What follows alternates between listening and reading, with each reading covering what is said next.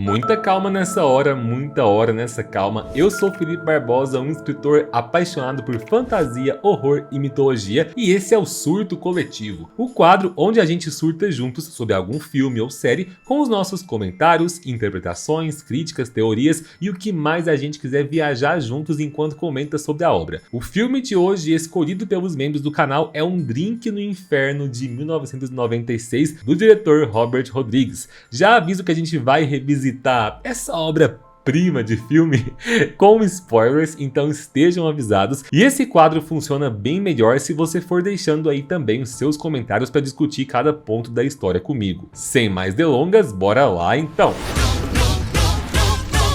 Vamos mergulhar nesse clássico dirigido pelo Robert Rodrigues, né, com o roteiro do Quentin Tarantino, Um Drink no Inferno, From Dusk Till Dawn, filme de 1996, um filme que é uma verdadeira montanha-russa, que começa como um thriller policial e do nada vira um festival de horror sobrenatural. Bora entrar aí nos detalhes dessa loucura, lembrando para quem tá vendo esse vídeo no futuro, que a proposta aqui é um conteúdo mais livre de roteiro, né, que eu possa comentar mais livremente com vocês. Para quem quiser aquele típico vídeo do canal onde eu pesquiso mitologias, né, referências de outras culturas e trago num roteiro mais bem pensado, já me pediram para tentar fazer um vídeo do Fatos e Mitos explorando a mitologia, não só de Um Drink no Inferno 1, mas das sequências, né? Eu nunca assisti as sequências até hoje, eu só assisti o primeiro filme. As pessoas costumam me dizer que as sequências não valem a pena, não sei, me digam aí vocês se valem ou não. Só que eu acho engraçada a ideia de tentar fazer um roteiro pro Fatos e Mitos de Um Drink no Inferno, porque é um filme que tem tanto como proposta não se levar muito a sério, que eu fico pensando, será que deveria eu levar o filme a sério e transformá-lo no conteúdo para o Fatos e Mitos? Bom, vamos começar, então, falando dessa história. Uma das membros, a Eveline, colocou lá no post em que eu pedi o surto de vocês o seguinte comentário: voltei no tempo agora. Quando eu era menina, eu assistia ao filme na TV de madrugada, escondida dos meus pais, achando que seria um faroeste. No fim, eu só tava, o quê?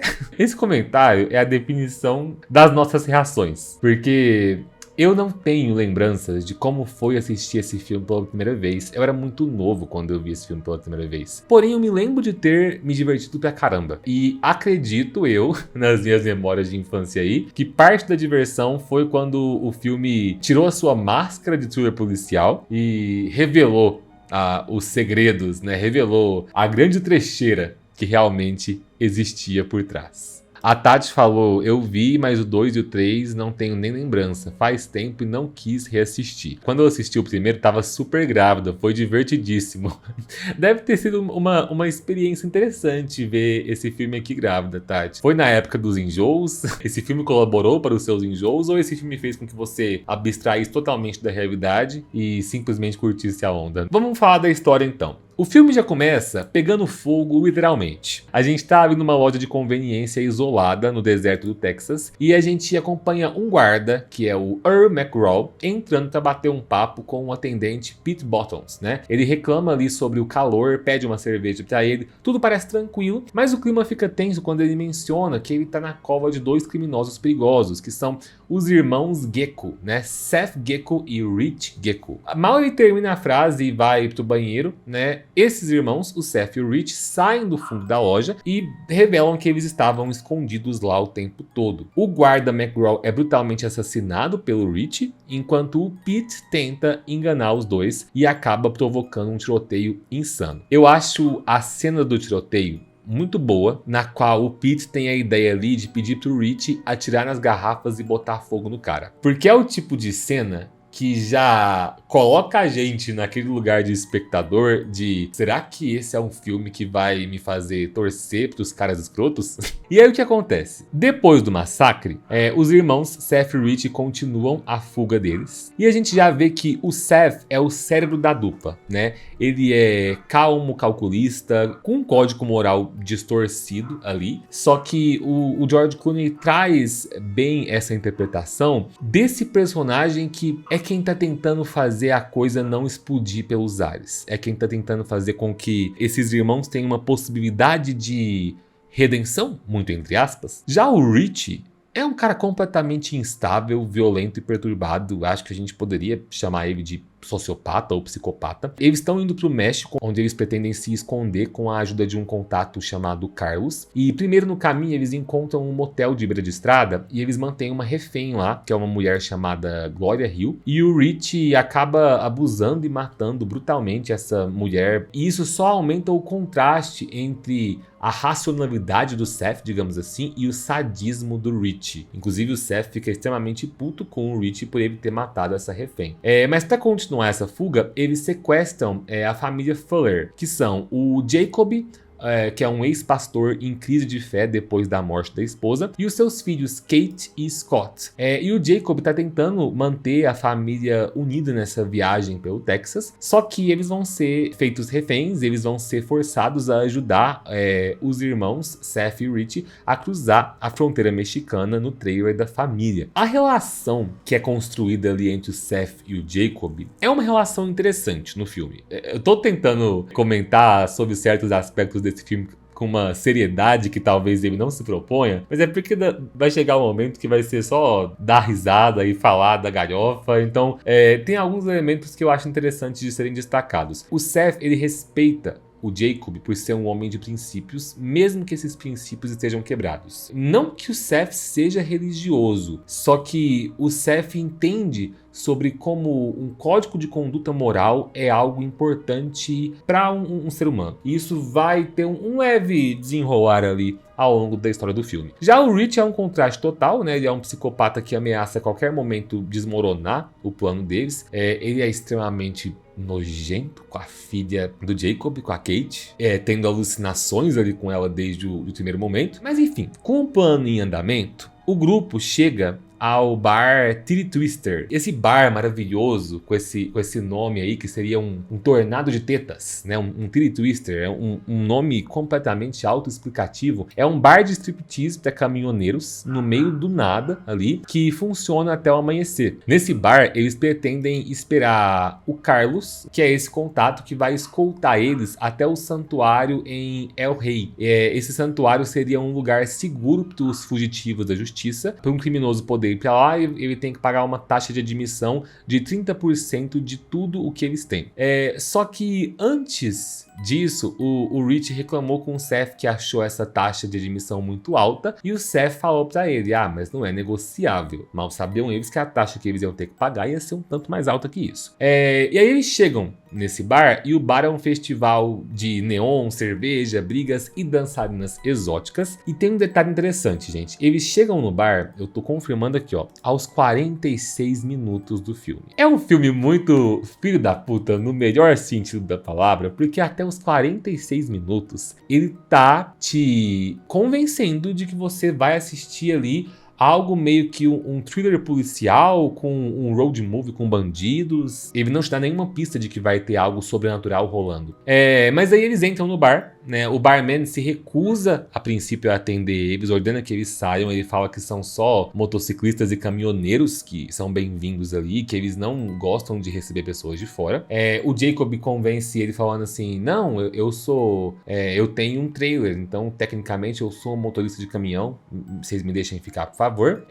E o Seth, ele tá ressentido por não ter sido considerado bom o suficiente para entrar ali no bar. Então ele tem uma antipatia violenta pelos motociclistas e pelos caminhoneiros. Inclusive, um lembrete para você que está assistindo esse vídeo editado no futuro, isso aqui é um corte da nossa live exclusiva para os membros do canal. Se você tiver condição de apoiar o meu trabalho, eu te convido a clicar em Seja Membro e se juntar aos membros da cambada para você poder assistir essas lives aqui ao vivo e interagir comigo nos comentários aqui na tela, além de, é claro, votar nas enquetes lá no grupo dos membros para escolher qual vai ser o próximo filme ou série que a gente vai debater por aqui. Clica em Seja Membro e veja se faz sentido para você. Agora, continuando, vamos falar desse ambiente bizarro e grotesco do bar, e para isso vamos falar dessa cena maravilhosa aqui, ó. Esse é o tipo de filme que muitos classificam como o típico filme do humor heterotop, né? Um humor heterotop misturado ali com o humor do tio do pavê. E embora,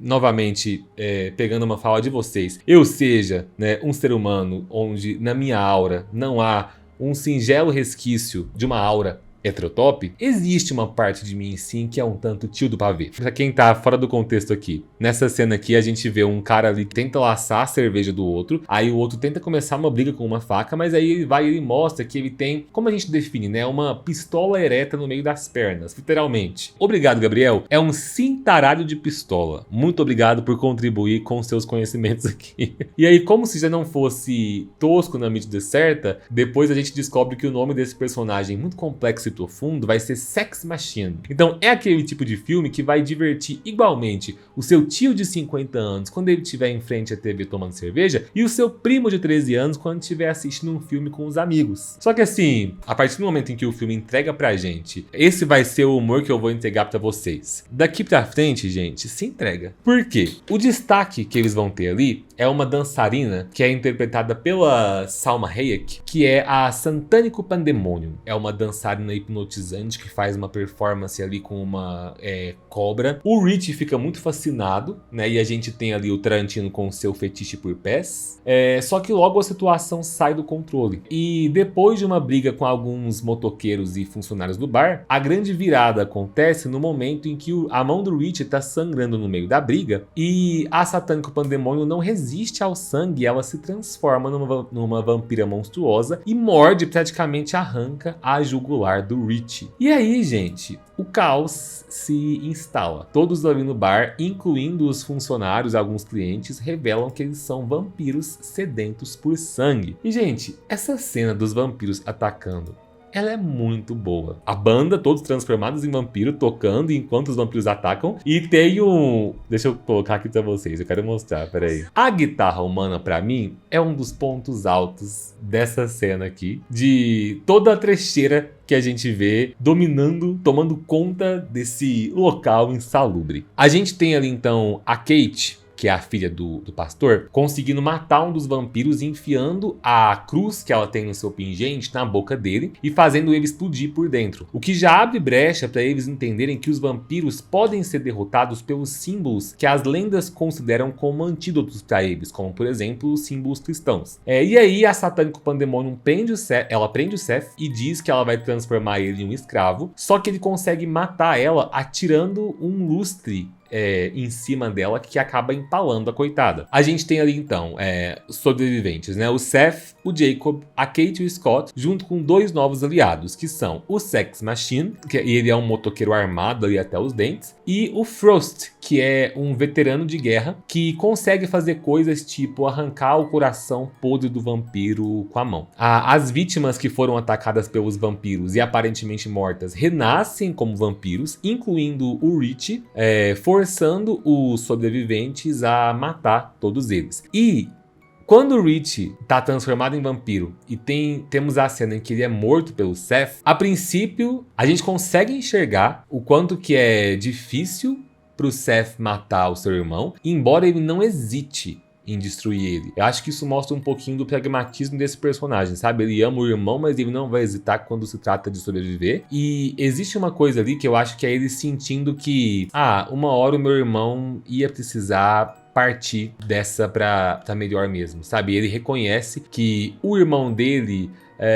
não ia conseguir se adequar a uma vida em sociedade. Tanto é que ele solta uma fala pra ele na hora que o Rich morre, que eu acho interessante, que ele fala: aqui vai, na morte, a paz que eu não pude te dar em vida. E aí o que rola? Tem um exército de vampiros chegando ali em forma de morcego, se reunindo do lado de fora. Os sobreviventes se trancam lá dentro e o grupo começa a improvisar armas, né? Estacas, água benta feita com balde de cerveja e cruzes improvisadas.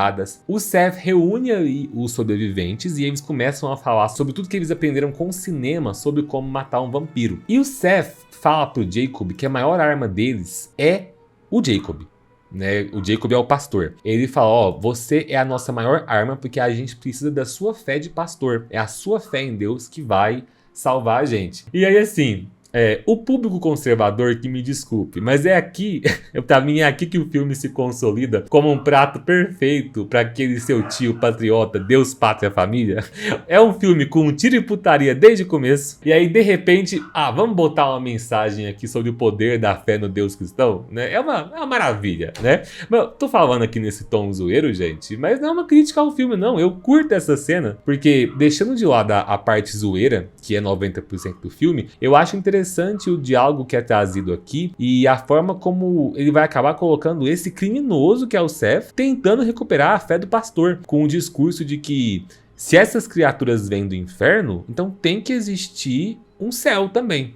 Aquela lógica, se existe um inferno, existe um céu, então logicamente existe Deus. Sim, tentei aprofundar aqui um pouquinho na temática do filme que não quer ser profundo, né? Porque pra mim é uma das melhores qualidades desse filme. A proposta dele é ser uma homenagem ao cinema trash, é ser uma homenagem a filmes de terror de categoria B, e ele faz isso muito bem. A partir daqui, então, gente, é só a montanha-russa de emoções trash aí. Primeiro a gente vê ali o Frost, né, que é o veterano de guerra ali, começando a contar das suas experiências no Vietnã. Só que aí o Sex Machine, que tinha sido mordido, se transforma em vampiro e morde tanto o Frost quanto o Jacob. O Frost consegue jogar o Sex Machine pela porta, permitindo que os vampiros entrem, né? Enquanto ele mesmo tá se transformando em vampiro também. E aí, o Seth, a Kate e o Scott conseguem escapar para um depósito, primeiro sem o Jacob, porque ele foi deixado para trás, só que depois, mesmo ferido, né, como ele ainda tá vivo, ele consegue brandir ali uma espingarda e consegue usar a fé dele para erguer uma cruz para esses vampiros e fugir ali para onde os filhos estão.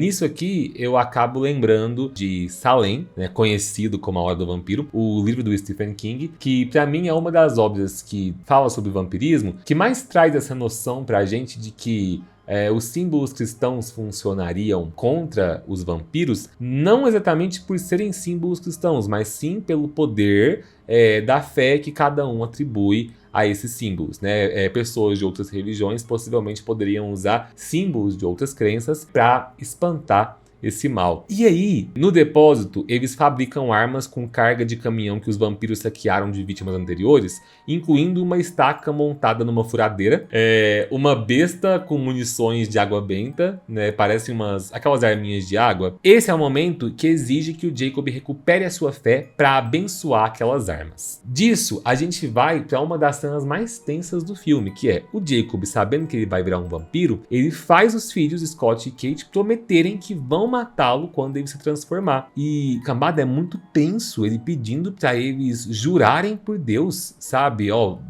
Vocês precisam jurar por Deus que vocês vão me matar se chegar a hora, né? Se não, quando chegar a hora. O Jacob, que era esse homem que tinha perdido a sua crença, acaba, ao enfrentar o sobrenatural de forma literal, né, reencontrando a sua fé aí para liderar essa resistência contra os vampiros. E aí a gente vê o grupo fazendo o seu ataque final a esses mortos-vivos, que é uma sequência de cenas extremamente divertida e sem regras. Vocês sabem que eu sou amante de mitologias, mas eu também gosto pra caramba quando um filme simplesmente se entrega pro absurdo e não se atém a regra nenhuma, né? Vejam que maravilha ali, porque, exemplo, eles começam a matar os vampiros, e os vampiros têm diferentes formas. De repente, o Sex Machine, que tinha virado um vampiro, ele se transforma numa grande criatura que tem aparência de rato. Ok, ratos têm relações com vampiros quando a gente pensa em Nosferatu, por exemplo, porque tem relações com pragas, mas tipo, ali tem vampiro com asa. Tem vampiro que parece mais uma coisa meio morto-vivo, tem vampiro que parece bruxa com cabelão, e de repente a gente tem um vampiro rato. Da onde surgiu esse rato, gente? Mas é isso, né? O vampiro decepado vira um ratosomem do nada, é a sua digievolução, e a gente aceita, a gente abraça e a gente se diverte.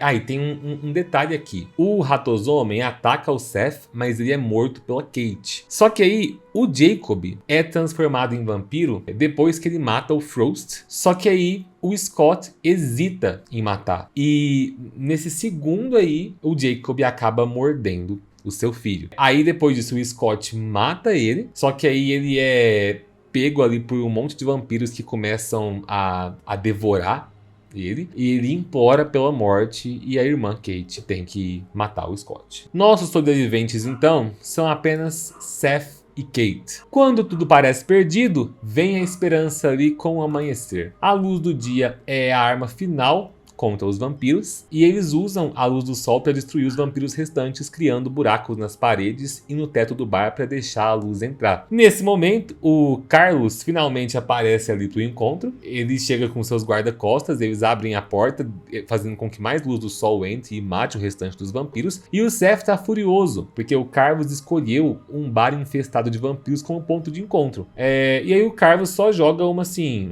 como é que eu ia saber? O Seth repreende o Carlos por esse local que ele escolheu. E ele fala, você vai ter que negociar comigo então um tributo menor. Ele negocia ali que ele vai pagar só 25% ao invés dos 30% da sua admissão lá em El Rey. E aí chega aquele momento. Pra você que tá vendo esse vídeo aqui no futuro, estamos falando de Um Drink no Inferno depois de termos falado de A Bruxa. Nós temos aqui a personagem Kate numa situação não muito distante da qual a nossa personagem Thomasin se encontrava lá no outro filme. Porque a Kate só olha e ela pensa, o que faço? Né? O que tenho pra fazer agora? Perdi toda a minha família. O que eu faço agora? Ela pergunta pro Seth, posso ir com você?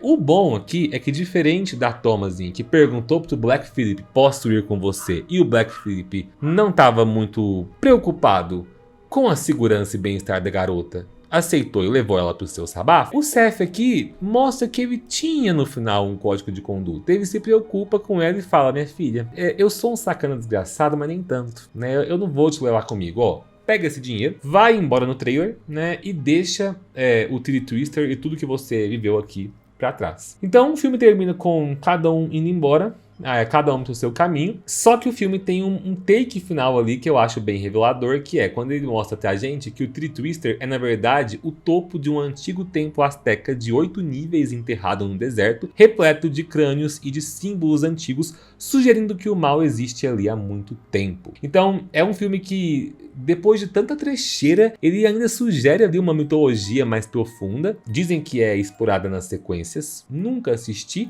Já me falaram que não vale a pena ver os outros filmes. Vocês me digam aí se vale a pena assistir os outros filmes ou não, pra quem sabe futuramente trazer conteúdo pro canal. Pra mim, esse final mostrando o Templo Azteca é meio que o filme mostrando pra gente que existia algo oculto ali o tempo todo. Da mesma forma que existia esse filme de terror sobrenatural trash escondido sob a roupagem que ele tinha trazido pra gente antes, né, do suposto thriller policial. Essa virada de chave desse filme continua sendo uma das características pela qual ele é lembrado até hoje. Eu acho que Um Drink no Inferno é um filme que subverte expectativas, e eu acho que o elenco é muito bom, né? Eu acho o roteiro do Tarantino um roteiro afiado, por mais que seja simples, por mais que aposte na tosquice, por mais que tenha essa proposta de um filme que não vai se levar a sério. Acho um roteiro bem amarradinho ali, e é aquele tipo de filme, gente, divertido. A Bibi colocou: a Kate na última cena é a personagem do Travolta em Pulp Fiction, perdidinha. Realmente, ela não sabe pra onde vai. Cara, a cena do globo de espelho é épica. Sim, na verdade são várias cenas aqui desse filme, uma atrás da outra, que são épicas, todas com cabeças explodindo, líquidos indecifráveis jorrando dessas criaturas maravilhosas. Mas sim, gente, esse filme é muito bom. Como eu contei pra vocês, só tinha assistido esse filme na infância. Quando eu falo essa frase em voz alta, eu fico pensando no tipo de filme que eu assistia na infância, mas ok. E nunca tinha reassistido ele. E quando ele ganhou na votação semana passada, eu reassisti e falei, cara, que surpresa boa. Cambada, por hoje é só. Não esqueçam de deixar aí os comentários com as considerações de vocês. Muito obrigado pela companhia, um beijo e tchau!